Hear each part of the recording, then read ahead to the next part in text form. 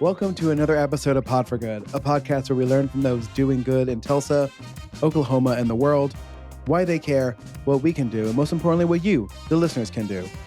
Pod for Good is produced and edited by Rant9 Productions, which is me. So if you like how we sound or are thinking about starting a podcast, reach out to me. I am easy to find. Pod for Good can be found anywhere you get your podcasts. If you enjoy what we do here, please make sure to subscribe and share this episode on social media, which is something I'm also going to try to do as our numbers decrease because I keep forgetting to mention this show on the internet. So, I am, as always, your chief philanthropod and class clown for justice.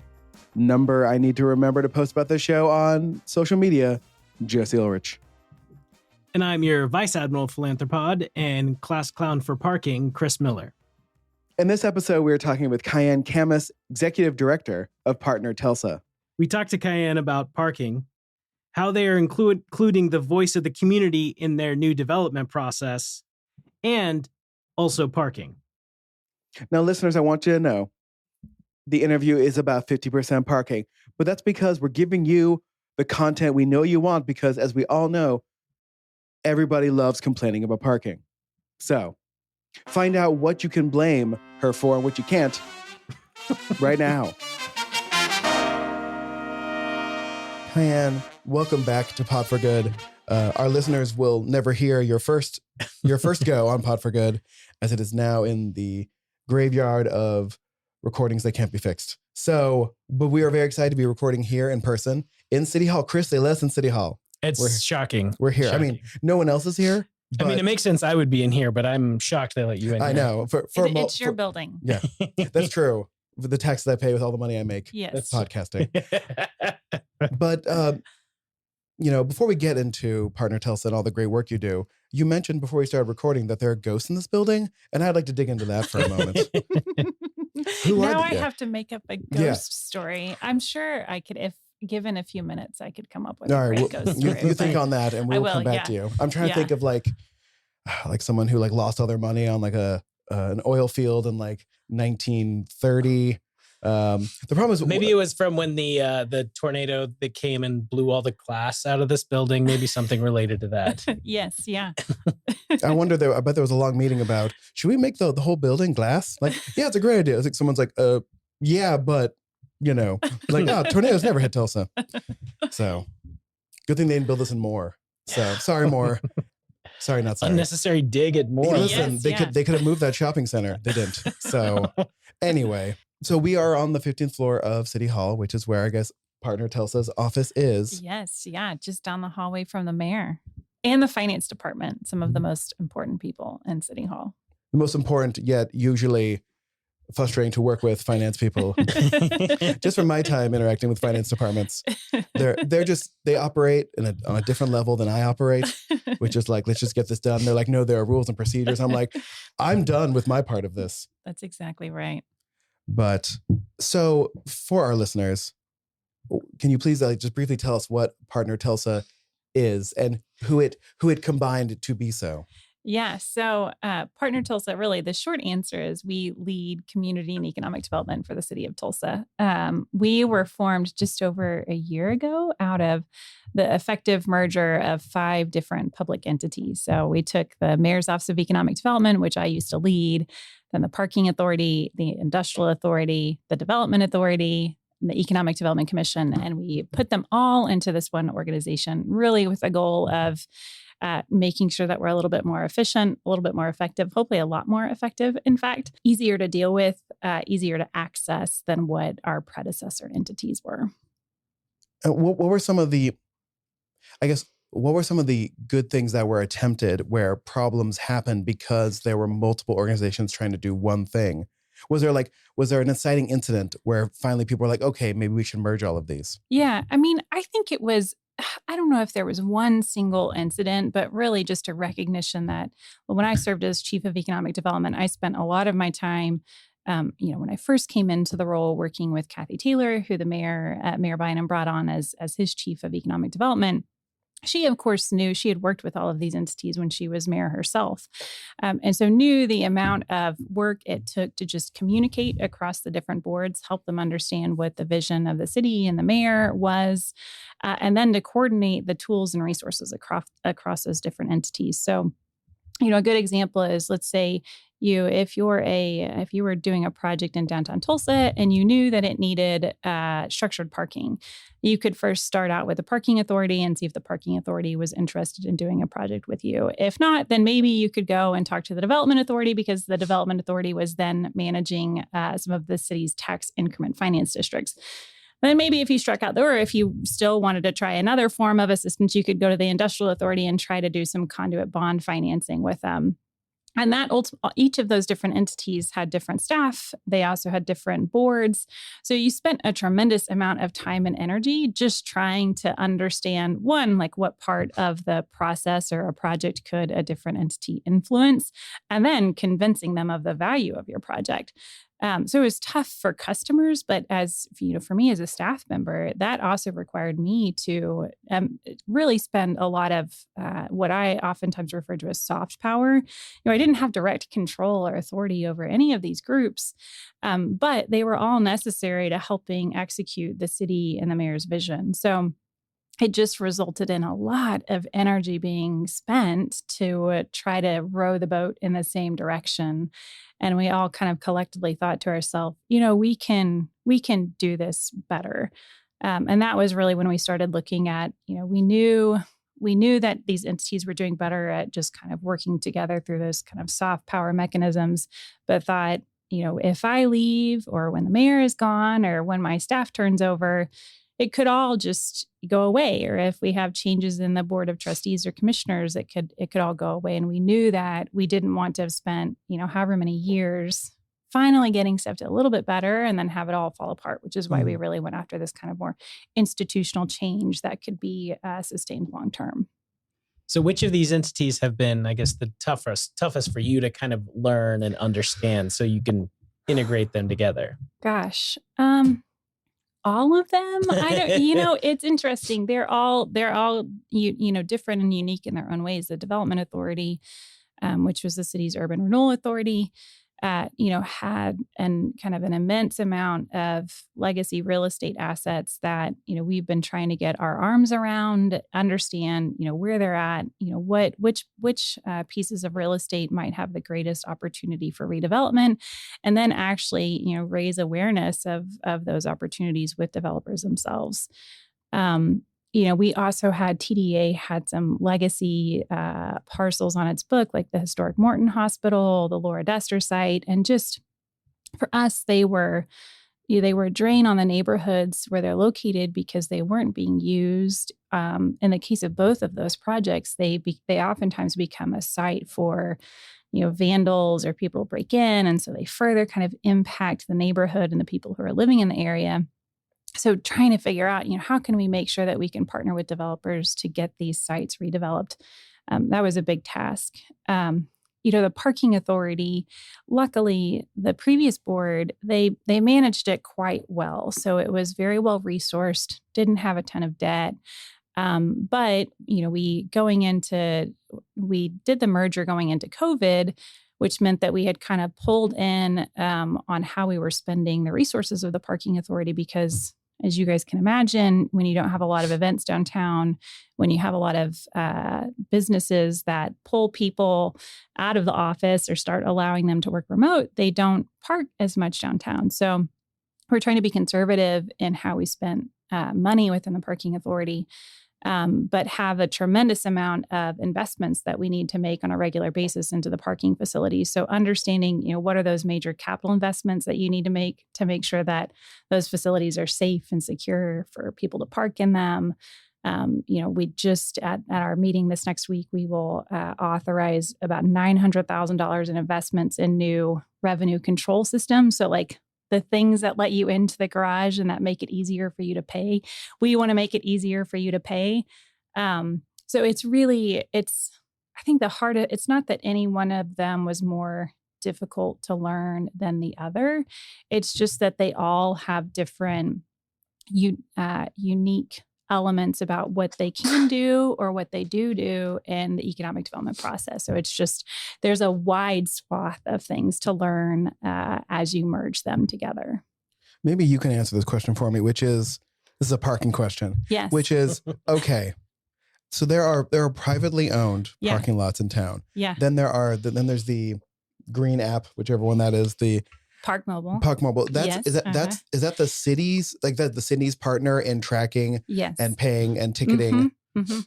So it's city employees giving tickets to people when they've gone over their time in the Park Mobile app. Yeah. Okay. So the on-street parking system downtown. So if you like roll up next to Dilly Diner and you want to park on the street in downtown Tulsa, you pay through Park Mobile or at the little kiosk on the street, and the city manages those facilities. When I first started at the city, I actually helped make sure that we could finally get new parking meters downtown. I don't know if you guys remember, the like old ones were covered in like chewing gum and duct tape, and none of them ever worked. And it like created immense frustration for anyone coming downtown, and also businesses, because people could just like park on an on-street parking space for hours, and because the meter never worked, just was not a functioning system. So that's on street is the city. And then we own a number of parking garages that are publicly owned. And those are, our operator is American Parking. And American Parking also operates a number of other privately owned garages. Is that helpful? Yes. Yeah. I mean, because you see, like sometimes you park in a lot and you're like, now I have to download another app. Yes.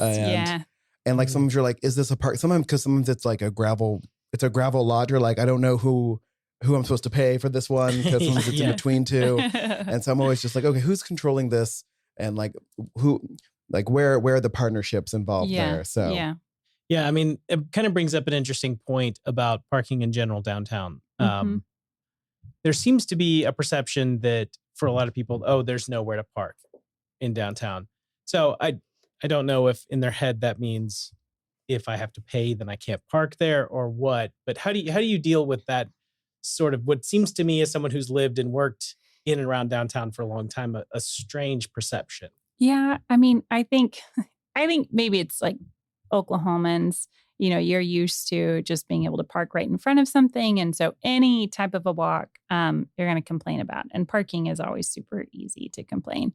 I also think from like a planning perspective, you'll always hear planners talk about, or urban designers talk about, missing teeth in kind of a streetscape or in the urban landscape.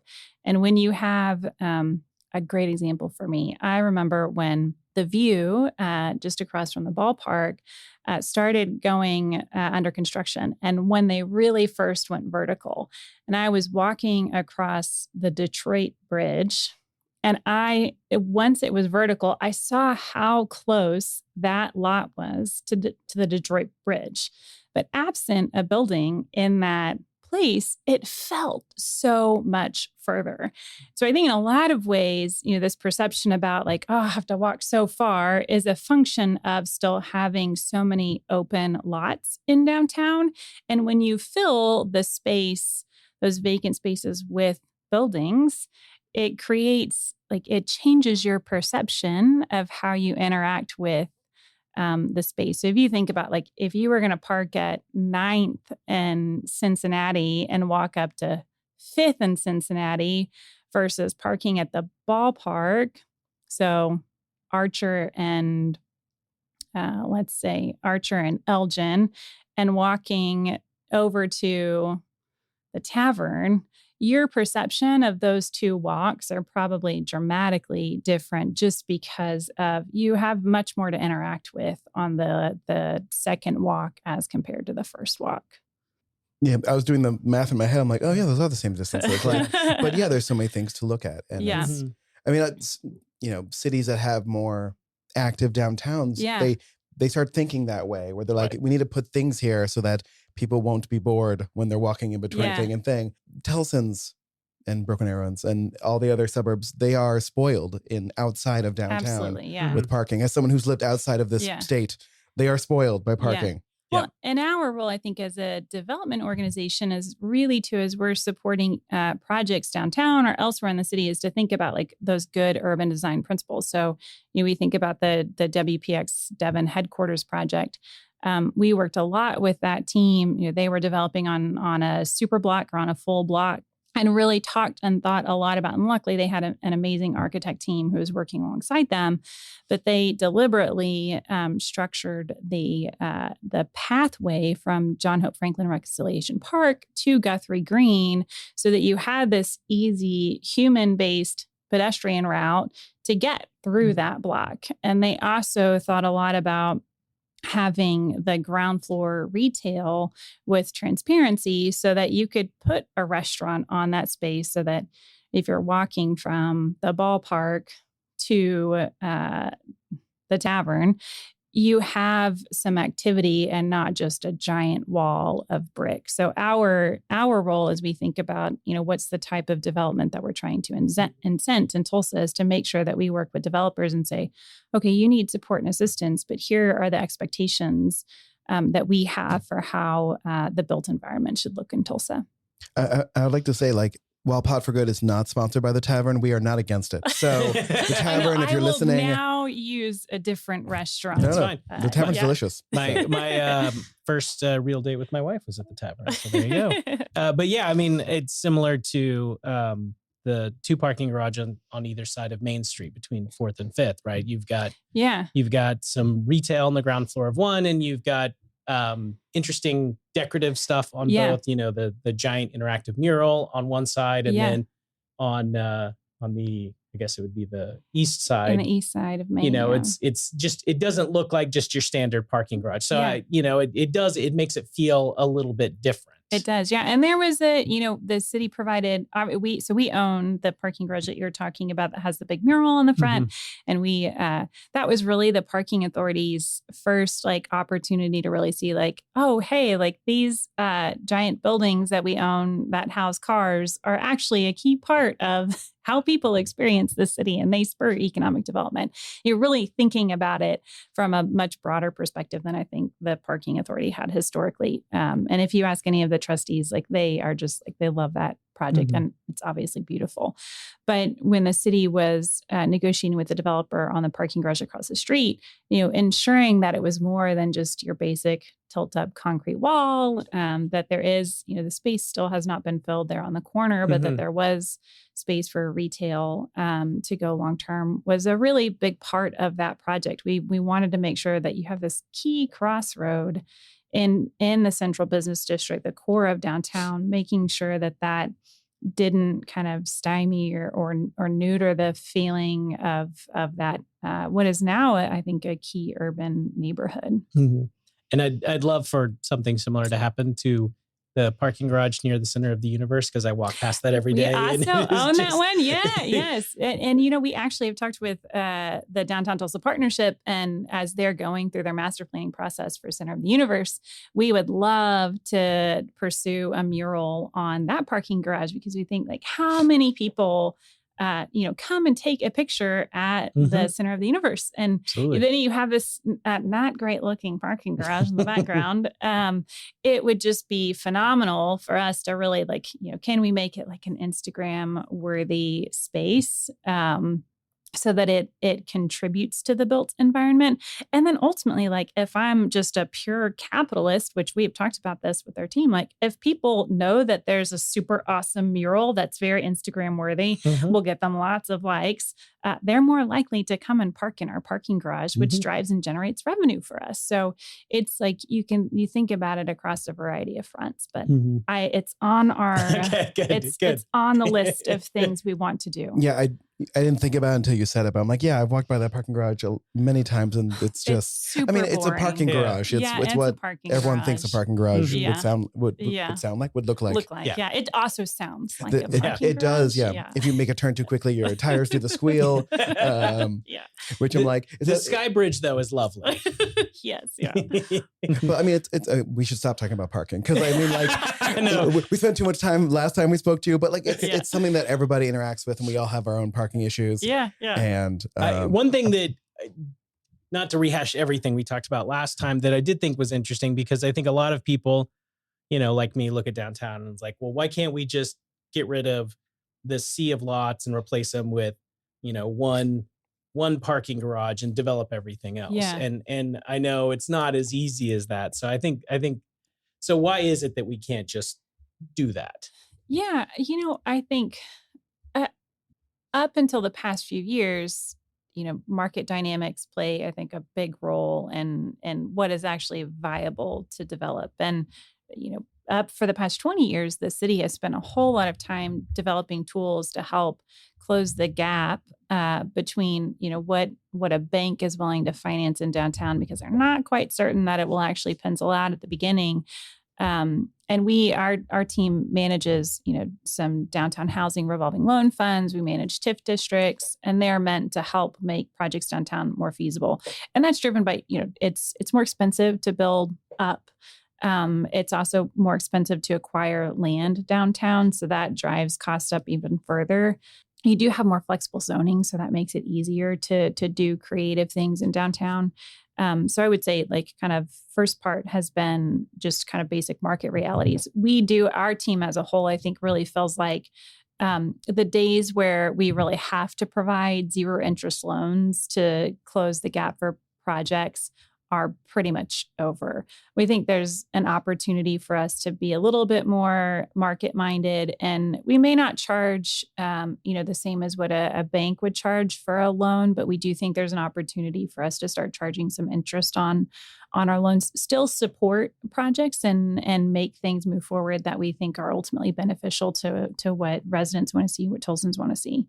The other thing I think is you have some really large landholders in downtown. You have a lot of churches, you have a lot of higher education institutions, and I think there's an opportunity for us to work with them more proactively as we see this kind of shift in market potential, and say, hey, let's, most of those institutions, to go back to parking, I know you're trying to get away from parking. Most of those institutions, they bought what were once historic buildings and tore them down so that their customers or congregations could park and use their facilities. And a lot of them don't need that much parking anymore. So I think engaging them as in discussions around being a part of the solution to spur further development, which could potentially, if we get creative and think about, what are ground lease opportunities, or, is there a willingness to consider reduced purchase prices? That could help us think about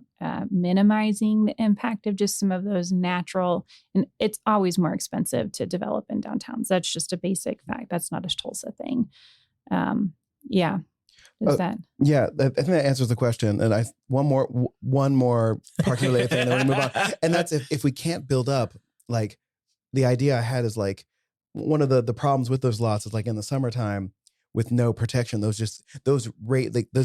heat and shoot out. So there's the heat island effect. So would it be useful to the city to just cover them with solar panels, like the cars themselves? Panels? Yeah, just like a layered covering. You mean like a single cover? Yeah, a single covering. Yeah, and that way you don't have to build up that much, but then it could also feed in some energy into town. So that's my suggestion. So, because like you walk, like, it's already hot here in the summertime, and then you go downtown, you're like, why? Like, what's a good example? Like somewhere like Fifth and Cincinnati, somewhere you're just walking by like three. Yes. Just concrete lots. And you're like, why is it so hot right here? Yeah. Like the tires on my scooter have burned, so.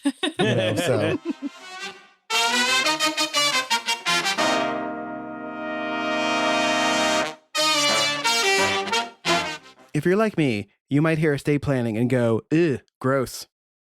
You might think to yourself, I'm not sure why I'd bother with that. Estate planning is only for the uber rich. Tallgrass begs to differ. Tallgrass founding attorneys Laurel and Riley think everyone should have an estate plan. They know estate planning seems untouchable to a lot of folks, like something you have to do inside a stuffy law firm of Stuffy McLawyer Pants Esquire. But I promise you, Tallgrass is nothing like that. For one, they work out of their home so their clients can feel at home. They obsess, because they're nerds, over making clients feel like they belong and are supposed to be there. Also, their kids might make an appearance. They will take time to answer all of your questions. even the uncomfortable ones. They will work relentlessly to make sure your plan's exactly what you need to feel secure and at peace. So if you've been putting off planning for what's going to happen after you've gone, it's time for you to give Tallgrass a call at 918-770-8940 and start your plan today.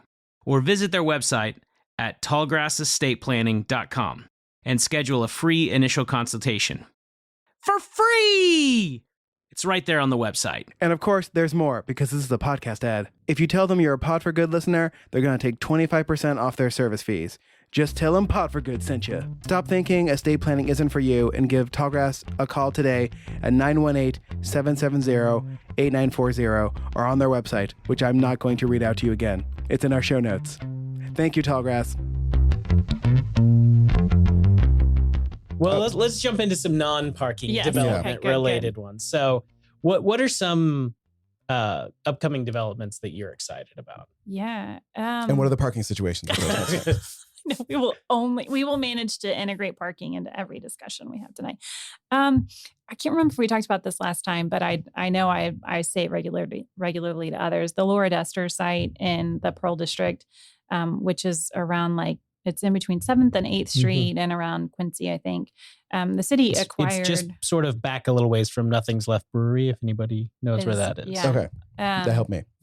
So the city acquired that, a decade ago as a part of plans for stormwater mitigation in the area. And they had gone through several rounds of requests for proposals, trying to find a developer to redevelop that site. And I think some of the initial proposals really fell through because it's a tough site and project because the city has this future plan for storing stormwater underground on the site, but we couldn't ever actually figure out the legal framework for how to allow a developer to develop on a portion of the site and have confidence that the city wasn't going to come in and tear it up because they were going to put in this stormwater facility. We have finally figured that out. But we went through several rounds of proposals. I think the initial one was they planned to tear most of the buildings down and build from scratch. Then I think we had 2 developers who were going to do historic rehabs. And I had just started, and I remembered the development had fallen through with a set of local developers who were well-intentioned, but just ultimately couldn't make the project pencil. And we were asking the TDA Board of Commissioners to authorize us to get quotes for demolition because the site as it stood was just a regular source of people breaking into the buildings and starting fires and really a drag on the surrounding neighborhood. It was really a safety and security concern for the residents in the area. And who were always regularly frustrated and concerned because it's quite a large site in the middle of the neighborhood. You can get up to a whole lot of not good on that site. So we were authorizing demolition, and the developers who are now redeveloping showed up and they were like, let us have a shot, please. Just, and I was like, oh my God, no, can we just, I'm just ready to finally make a decision on this site. And I think that what happened was the commissioner said, okay, staff can go ahead and get some quotes for demolition, but the developers can also use that gap time to put together a proposal. So they put together a proposal to keep the buildings. And we worked out largely the sales structure, and then the city retains the portion that they'll use for stormwater facilities later. And then the developer had to lease back. So we get all of that framework worked out, and then COVID hits. And we kind of were on ice. And then finally, earlier this year, we ended up closing on the property. The properties are under construction right now. And that one, I think, is just a testament to, 1, persistence, but 2, really thinking creatively about how we work with the developer. We were selling the parcel for $500,000, which is not a lot in the grand scheme of things. It's an entire block.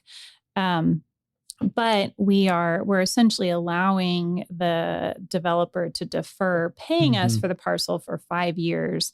It's a way for them to essentially get the project built, stabilize it, and then once it's stabilized, they'll refinance the project and pay us out.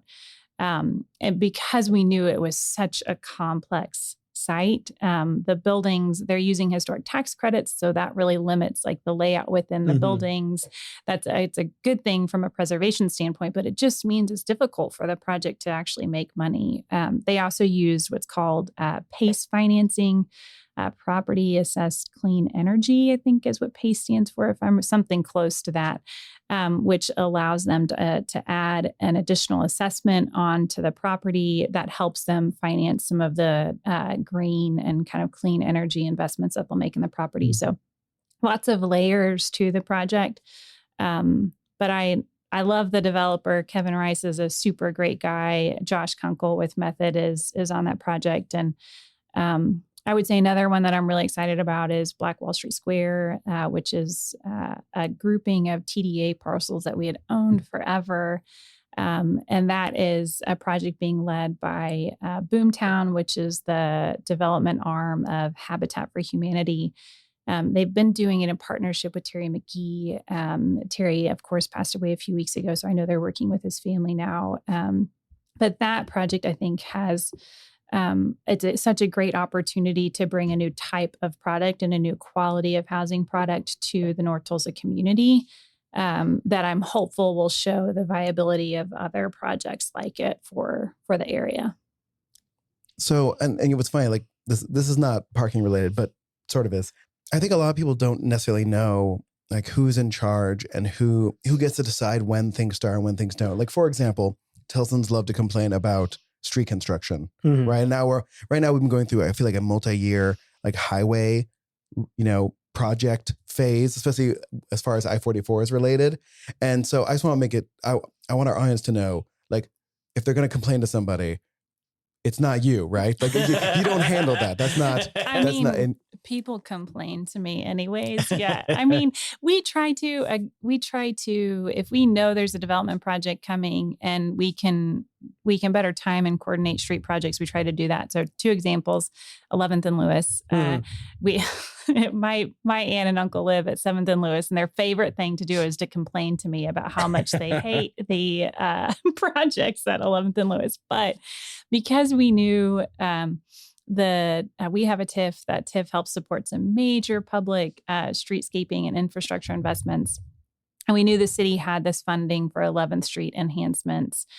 We coordinated with the city and the developer to make sure that those projects are aligned, so that rather than the developer goes in and puts in all of this beautiful streetscaping, and then 3 months later, one gas comes and rips it up because they're doing some work in the right of way. So try to do that. The other one that I can think of that comes to mind is the WPX Devon headquarters building.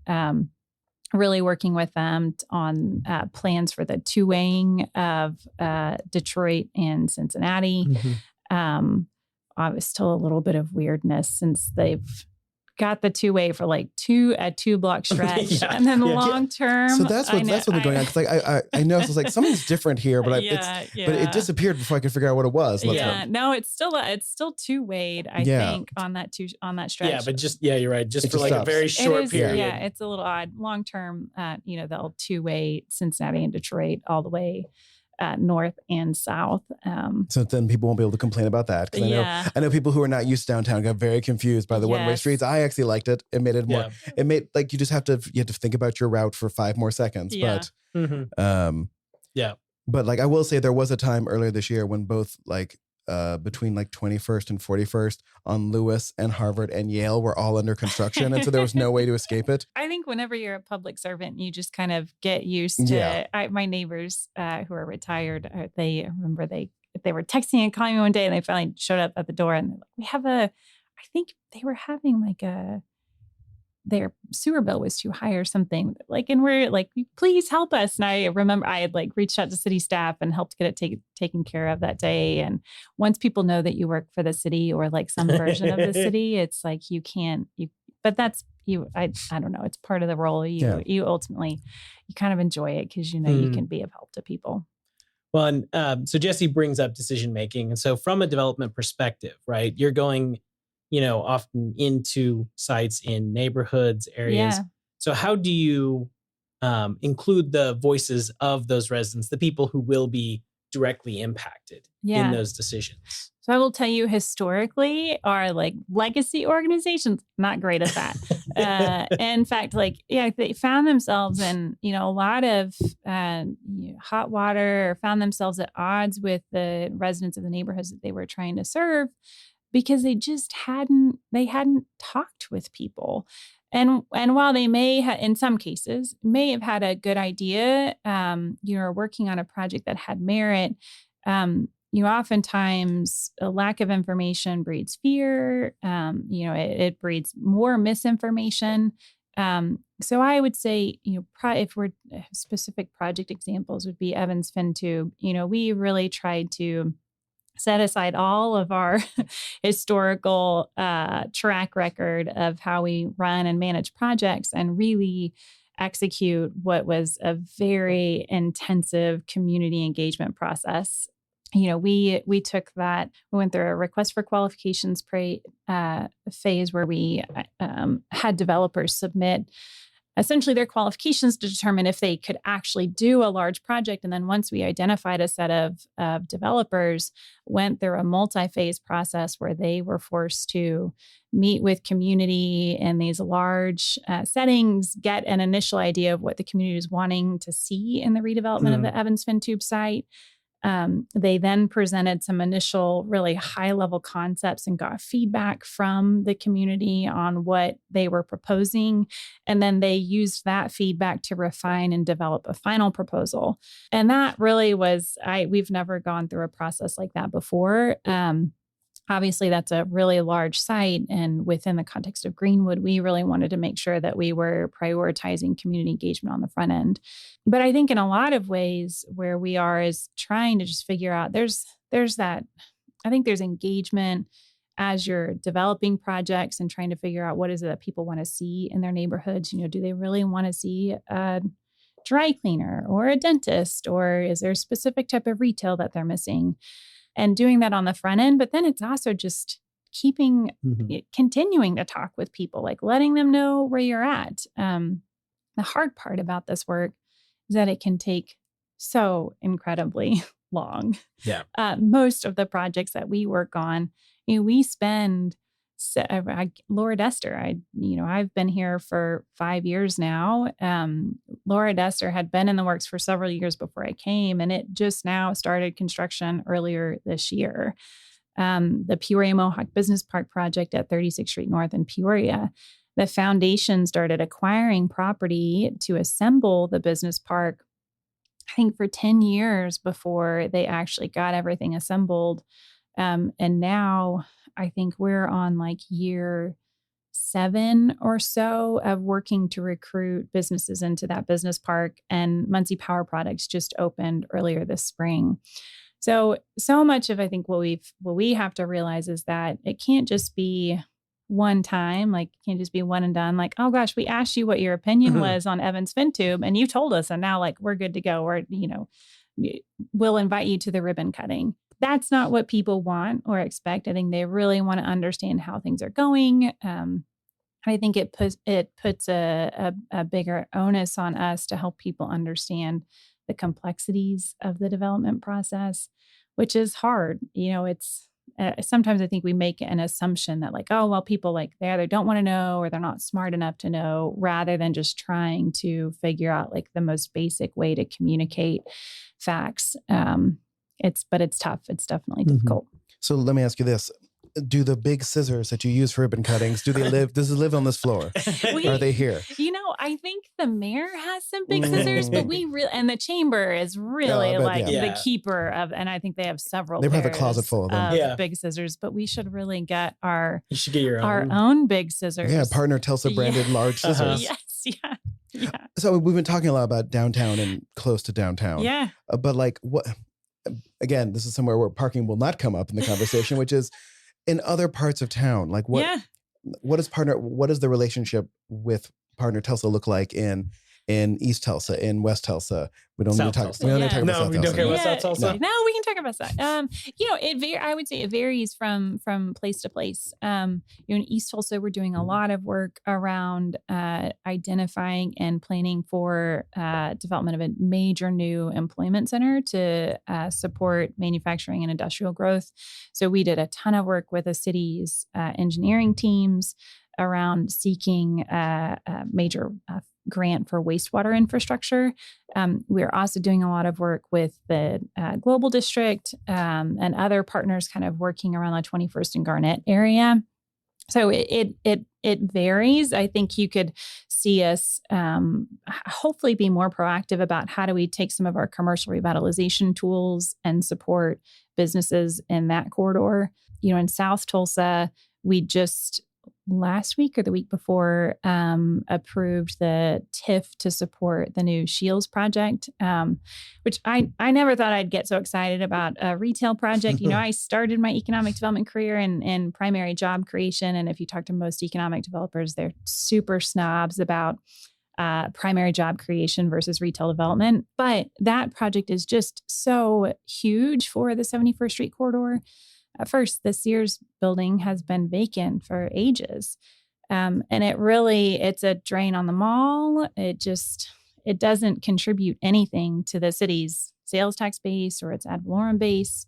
So to have Shields come in and in total, they will invest $132 million into that site. And I think I'll get this stat right, 25% of their customers come from over 50 miles away, which is just like a massive regional draw. So that's net new people coming into Tulsa and spending money. And then we'll turn around and the TIF will, of course, support Shields and helping bring them here. But the bulk of the TIF will actually help us make broader improvements in the 71st Street corridor. That's one of the city's densest areas of commercial and retail development. It's faced a lot of, I think, shifts in just the global retail landscape, particularly post-COVID, as you've seen a lot of retailers tighten up their footprints. So through that TIF, we'll be able to envision and implement strategies to position that corridor for, the next kind of generation of commercial and retail development, which is super exciting for us. So it's not just about the Shields TIF. It's really about that broader 71st Street corridor and how do we make sure that, Tulsans and the broader region, since it is such a destination for Northeast Oklahoma, have the types of retail opportunities they're looking for. So back to areas of town that I care more about. Yeah, all right. So I love that we do have different sections in town, largely in the area around downtown that are nice and walkable or bikeable, have nice retail and stuff like that. But there's no bridge between them, right? So if you want to get from Cherry Street to Route 66 or the Meadow Gold District, right? Yeah. It is not only not a pleasant walk, it's not safe to walk along Peoria. The people drive insane around that area. Similar, getting from 11th Street to Pearl District to, let's see, what's 3rd Street called now?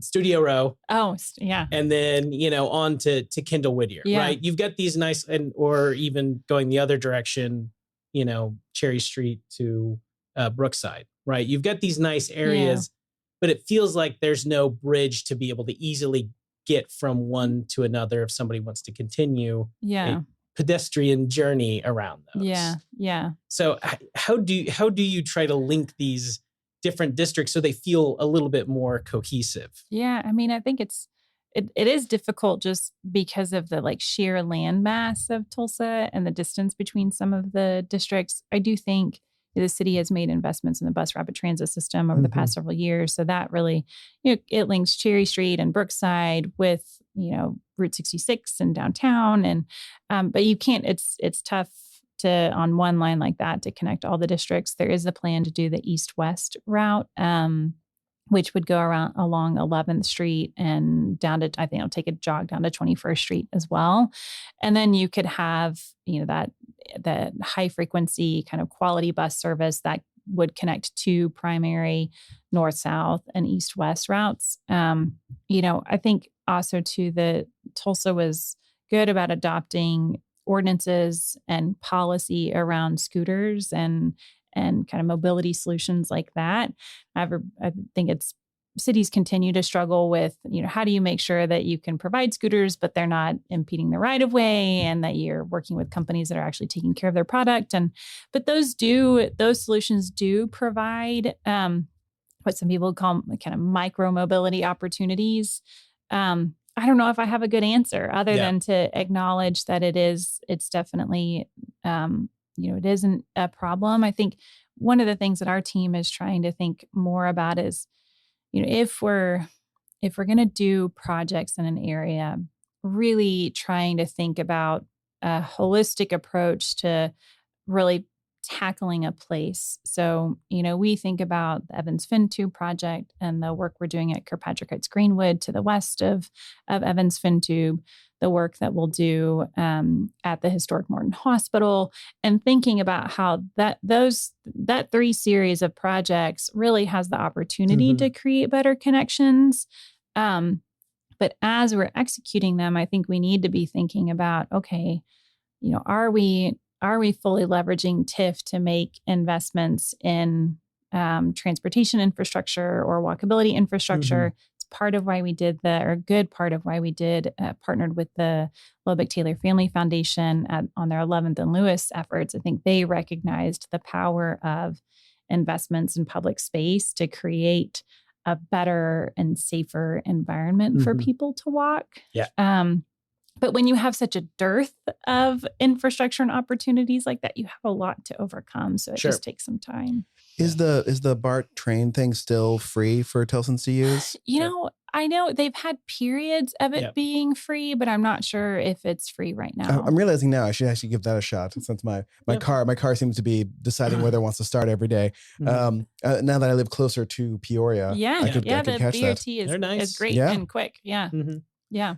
But I mean, because when you were talking about the distances issue, I remember and I drive down a lot now because of where I live and where I'm going, and our gym, for example, that 13th Street corridor where they've been doing that highway construction. It's a lot prettier looking now, but there's a large sidewalk walk between Cincinnati and then Peoria, where there could be things to do, or even like public art exhibits or something that could fill that space, so people would want to walk that. But no one currently now wants to walk under a highway, but those are so high now, you could fill that space with something. I mean, because that's I know that for a lot of people maybe that is a little bit of a walk, but for me, I'd like to be able to go, because I live near Cherry Street, so I'd like to be able to walk from there to 11th Street to go to the little diner over there and feel safe. But I mean, the way, like I said, with going over the highway, there's physical barriers. There's barriers on how the traffic flow works. So a lot of times, it's not a great walk, but I'll go through St. Louis, right? Because that cuts under the highway and cuts through, and you're walking past a lot of houses and apartments. So it's not bad. It's a little more pedestrian friendly, but even then it's not great. So that's why I'm thinking, it would probably take a lot of development, but is there a way to make sort of like almost like a pathway where you connect things? And I do think the city has a policy around, as we're doing projects, putting in sidewalks where there are not currently sidewalks, thinking about, is this sidewalk actually appropriately designed to be safe for people? Right. It doesn't need scooted in a little bit so that it's not right up against the roadway. Right. And doesn't need a random ramp up and down towards its end, which is always fun on the scooters. So we focus a lot on parking and development. So what about some of the job creation side of it? So how does that factor into what you do? Yeah. So, I mean, ultimately, our kind of the foundation of any kind of strong economy is people having access to quality jobs. And for us, we partner a lot with the Chamber, the Oklahoma Department of Commerce, trying to bring in and recruit major new employers to Tulsa. We also do a lot of work with existing employers, helping them grow. And we're trying to, because we manage all of the city's public incentive programs, thinking about, how do we make sure that as we're providing these tools and programs to help companies grow, that they're companies who are providing good jobs. We don't want to incentivize an employer who is going to ultimately lower the average county wage. We want to incentivize those employers who are helping raise up that average wage. During COVID, our team also worked with the city and the city council to advocate for funding for Retrain Tulsa, which is a program with Tulsa Community Work Advance that provides access to free training and kind of career counseling, with this thought that lots of people displaced as a result of COVID, and it provided this natural opportunity to help them train for and access a career that might provide them, that will provide them with a more stable kind of economic foundation. That's not something that we oftentimes have the chance to do. And it was really the first major investment that you saw the city make in a workforce development program. The city also came in afterwards with some CDBG funds and funded some daycare solution or a childcare solution for individuals who were participating in that program. Again, recognizing that somebody may want to access training, but maybe they have a kid and they don't have childcare for that child while they're trying to take advantage of this training. We try to think a lot about don't make an assumption that just because somebody's not in the workforce, or maybe they're underemployed or unemployed, that it's because they don't want to work. Most people want to work. They want access to a quality job. They just experience a lot of barriers to that. So most of our work, I think, spans around, how do we work with employers to help them grow? But we are also trying to think about what prevents Tulsans from accessing those career opportunities. We also do a lot of work, and this is a big focus. I mentioned our work in East Tulsa around how do we make sure that we have the sites for major employers to grow.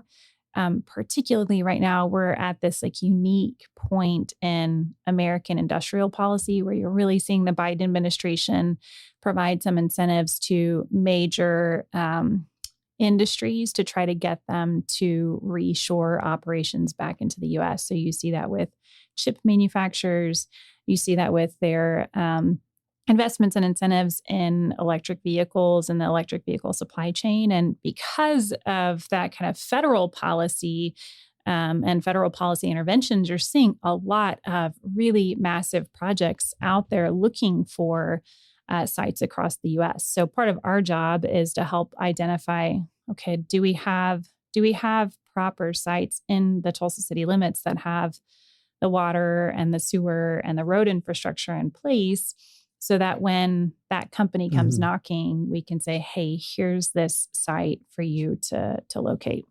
So speaking of that, I can imagine that requires interaction between federal, state, local, and not just government, but groups like the chamber, potentially other invested locals within the city, other companies that may interact with them.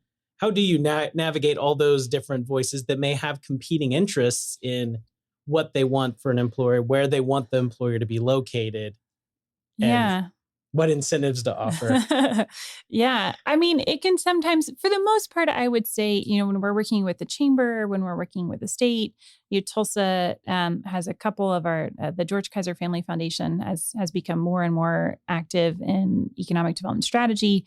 I think we all generally have a collective vision know and understand kind of our core competencies and the role that we play in this process. And we luckily too, I think when we're talking about we had a company in town who's looking at Tulsa just 2 weeks ago, and they met with a couple of existing employers in Tulsa. And generally, existing employers are very willing to talk with prospective employers and saying, here's my experience with attracting talent. Here's my experience with getting the quality of senior executives that I need. Here's my experience with the training institutions who are helping us build a pipeline of workers.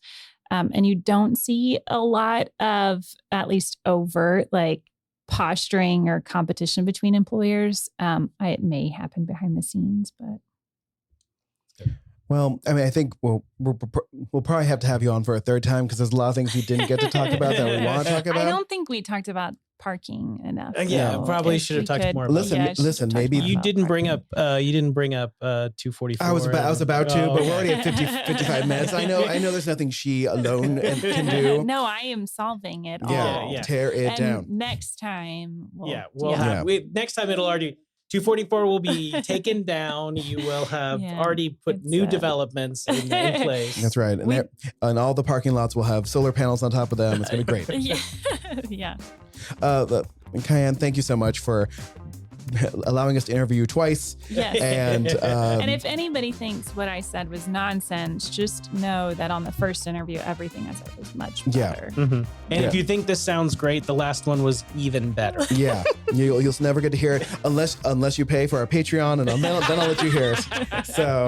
So right now, only Joya Cleveland gets to hear the original episode. But thank you so much for joining us. Yeah, thanks. Thank you.